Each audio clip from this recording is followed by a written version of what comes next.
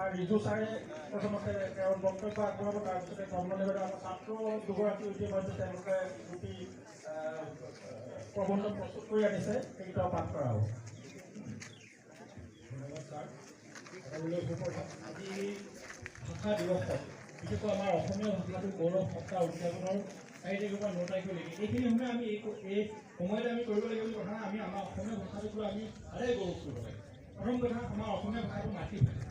গতিকে সেই ভাষাটোক আমি আজি এটা ধ্ৰুপদী ভাষা হিচাপে পোৱাটো আমাৰ কাৰণে অত্যন্ত সৌভাগ্যজনক কথা, লগতে গৌৰৱৰ বিষয়। আমি প্ৰথমে জানিব লাগিব ধ্ৰুপদ মানে কি আৰু ভাষা মানে কি। ধ্ৰুপদ শব্দটোৰ অৰ্থ সনাতন, স্বতন্ত্ৰ, সত্য। তাৰ লগতে আমি জানিব ভাষা। ভাষা মানে কি? ভাৱ বিনিময় মাধ্যমেই হৈছে ভাষা। ভাষা বুলি ক'লে কি বুজিব? বাগিন্দ্ৰৰ দ্বাৰা উচ্চাৰিত ধ্বনি সংস্কৃতি হৈছে ভাষা। সেই ভাষা বাগিন্দ্ৰৰ দ্বাৰা উচ্চাৰণ হ'ব লাগিব। আৰু ভাৱ বিনিময় মাধ্যম, আমি ভাষা বুলি ক'লে আমাৰ ভাৱ বিনিময় মাধ্যমটো আমাৰ যোগাযোগতা, আমাৰ প্ৰতিক্ৰিয়া হ'ব লাগিব। কিন্তু ভাষা বুলি ক'লে কেৱল সেই এটা ছিগনেলক নুবুজায়। ট্ৰেফিক ছিগনেলো ভাষা নহয়, মাধ্যম হয় যোগাযোগ। এজনী কুকুৰে হয়তো পোৱালীকেইটাক হেনৰ পৰা ৰক্ষা কৰিবলৈ ককে চিঞৰে, কুকুৰাজনী তলত আহি পোৱালীকেইটা শুনে। সেইটো ভাষা নহয়। ভাষা হ'বলৈ বাগিন্দ্ৰৰ দ্বাৰা উচ্চাৰিত, মানুহৰ ভাষযন্ত্ৰৰ দ্বাৰা উচ্চাৰিত ভাষাৰ বিশেষ কিছুমান বৈশিষ্ট্য থাকে। মই ইমান দীঘলীয়া কৰি নকওঁ, খুব কম সময়, গতিকে সেই সময়তে মই মূল কথাকে কৈছোঁ। আমাৰ অসমীয়া ভাষাৰ উৎপত্তি মূলতে আমাৰ প্ৰত্যেকৰে ককা আইতা বহুত এটা সম্বন্ধ বহু আজু ককালৈকে সম্বন্ধ। ঠিক তেনেকৈ পৃথিৱীৰ বৃহৎ পৰিয়াল ভাষাসমূহ কেইটামান বৃহৎ ভাষাত ভাগ কৰিছিল। তাৰ এটা মূল ভাষা হৈছে ইণ্ডো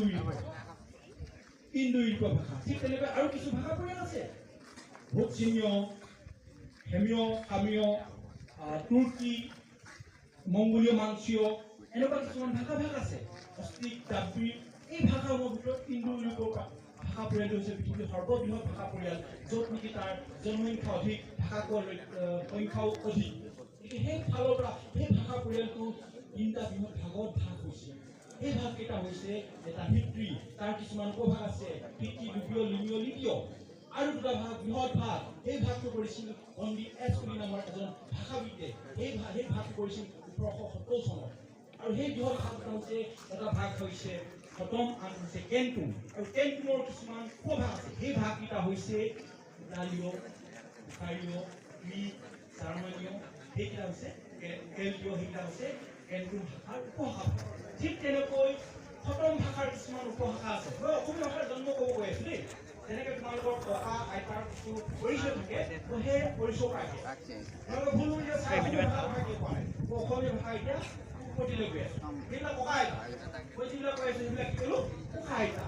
ঠিক তেনেকৈ সেই ইণ্ডো ইউৰোপীয় ভাষাৰ দুটা বৃহৎ ভাগ, এটা হৈছে খতম, আনটো হৈছে কেন্টুন। আৰু খতমৰ ইতিমধ্যে কেন্টুনৰ তিনিটা উপভাগসমূহ ক'লো। তাৰপিছত আছে খতমৰ কিছু উপভাগ আছে, আৰ্মেনীয়, আলবেনীয়, বাল্টিস্লাভীয়, আৰু আছে ইণ্ডো ইৰানীয়। সেই ইণ্ডো ইৰানীয়ৰ পৰা এটা উপভাগ সৃষ্টি হৈছিল।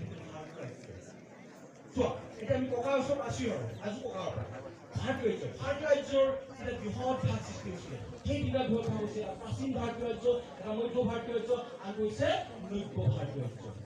এতিয়া সেই আৰ্য বুলি ক'লে আমাৰ এটা শব্দ তাত তাৎপৰ্যপূৰ্ণ গ্ৰহণ কৰিছে। আৰ্য মানে আৰ্য এটা বিশেষ জাতি, যিসকল লোক ভাৰতবৰ্ষত খ্ৰীষ্টপূৰ্ব ঠিক 1500 মান আগতে, আজিৰ পৰা প্ৰায় 3500 বছৰ আগতে প্ৰভাৱ পৰিছিলে উত্তৰগিৰি পথেদি। উত্তৰগিৰি পথটো ফালে পশ্চিম আফগানিস্তান হৈ তেওঁলোকে খ্ৰীষ্টপূৰ্ব ঠিক 1500 মানত প্ৰৱেশ কৰিছিল। সেই প্ৰৱেশ কৰা সময়ত ভাৰতৰ বাকী অঞ্চলবিলাক ৰাজ্যসকলৰ বসতি স্থান আছিল।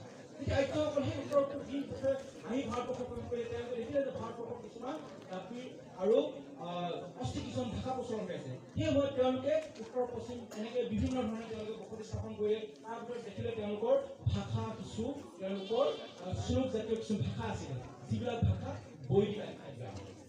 ঠিক সেই সময়ত আমাৰ খ্ৰীষ্টপূৰ্ব 1200 পৰা 1300 শতিকাৰ ভিতৰতে বেদ সৃষ্টি হৈছিল। সেই বেদখনেই হৈছে ঋগ্বেদ। যিসকল আৰ্যই সেই শ্লোক স্তুতিসমূহ সংগ্ৰহ কৰিছিল, তাতে সেই বেদতে সংগীত হৈছিল। সেইখন প্ৰথম সৃষ্টি হৈছিল। তাৰপিছত ঋগ, যজু, সামবেদ, অথৰ্ববেদ, অৰ্থাৎ ঋগ্বেদেই প্ৰথম সৃষ্টি হৈছিল। ঋগ্বেদৰ সৃষ্টি প্ৰথম সংগৃহীত ভাষাবিলাক হৈছে বৈদিক। বৈদিকৰ যিবিলাক ভাষা আছিল, কেৱল মান্য লোকসকলে অৰ্থাৎ বেদৰ ব্যৱহাৰ কৰা বেদ পণ্ডিতৰ সেইবিলাক ভাষা সৃষ্টি কৰিছিল। তাৰপিছত সমপৰ্যায়তে একে সময়তে লোকগীত ভাষা কৰিছিল, লোকগীত জনসাধাৰণে কৰিছিল। আৰু সেই লোক ভাষাটো কি কৰিলে পানী নে কিছু সংস্কাৰ কৰি অস্থায়ী ব্যাকৰণক সংৰক্ষিত কৰি দিলে আৰু সংস্কাৰ কৰি তেওঁক সেই সংস্কাৰ কৰা ভাষাটোৰ নাম হ'ল সংস্কৃত ঠিক তেনেদৰে দুজন আজোকত আছিল হয়নে বুজিছা প্ৰবাহ আহিলে কিন্তু প্ৰবাহ আহি এনেদৰে পৰা আমি ক'ব দিছে সেইটো সময় হৈছে খ্ৰীষ্টপূৰ্ব 15 শতিকাৰ পৰা খ্ৰীষ্টীয় 6ষ্ঠ শতিকাৰ সেই মধ্য ভাৰতীয় প্ৰাচীন ভাৰতীয় আৰ্য ভাষাৰ আমি যিটো ৰূপ পাইছোঁ এটা হৈছিলে বৈদিক আনটো হৈছিলে লৌকিক লৌকিকটো আমি সংস্কাৰ কৰি অস্থায়ী ব্যাকৰণ সংগৃহীত কৰিলে আৰু প্ৰাণীয় পালে সংস্কাৰ এটা কথা আছে ভাৰতবৰ্ষৰ ভাষাৰ কীৰ্তিস্বৰূপ কি বুলি ক'লে আমি উত্তৰ দিম চোৱা ভাৰতবৰ্ষৰ আৰ্য ভাষাৰ কীৰ্তিস্বৰূপ কি বুলি ক'লে আমি উত্তৰ দিওঁ সংস্কৃত সংস্কৃতিৰ সৃষ্টি ঠিক তেনেদৰে তোমালোকে গ্ৰহণ কৰিবা কিবা ৰস পোৱা নাই চাগে নহয় জানো ভাষা ব্যাকৰণৰ ৰস নাথাকে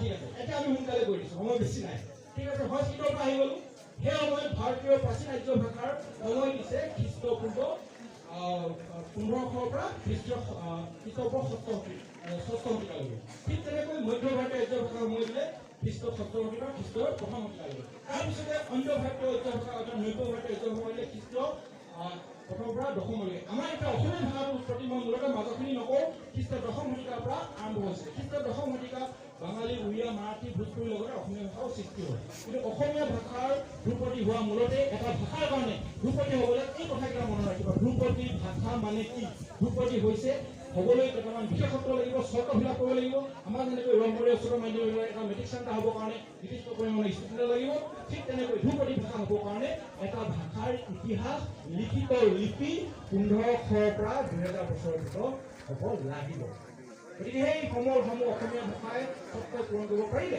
সেই হিচাপে অসমীয়া ভাষাটো আজি ধ্ৰুপদী ভাষা থাকিলে আৰু স্বতন্ত্ৰ লিপি বুলি ক'লে আমাৰ এটা লিপি আছে হয়নে সেই লিপিটো আমি